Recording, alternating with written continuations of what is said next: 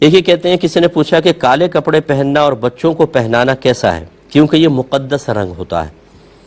دیکھیں کالا کلر پہننا کوئی منع نہیں ہوتا، ہمارے نبی کریم صلی اللہ علیہ وسلم جب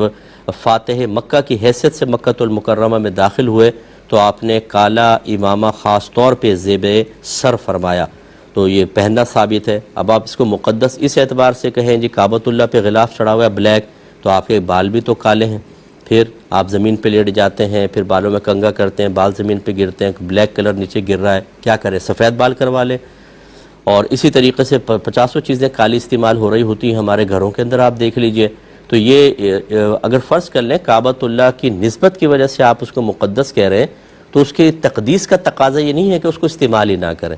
کر سکتے ہیں آپ، اس کی بے ادبی نہ کریں، بدتمیزی نہ کریں۔ اب جیسے سبز رنگ ہے سبز گنبد کا، پہلے سفید تھا پھر اس پہ سبز رنگ ہوا ہے، تو کیا آپ سبز رنگ کی سبزی کھانا چھوڑ دے آدمی یہ سوچ کے کہ جی ہم چبائیں گے سبزی سبز رنگ کو، پھر وہ کچھ نالیوں کے اندر بہے گی تو کیا سبز رنگ ہی استعمال کرنا چھوڑ دیں؟ ایسا تو نہیں ہوتا ہے۔ تو یہ ادب اچھی چیز ہے، لیکن اس کو مطلب بہت زیادہ اپنے اوپر اس انداز سے مسلط کر لینا کہ شریعت بھی اس کا تقاضا نہ کر رہی ہو، یہ مناسب نہیں ہے۔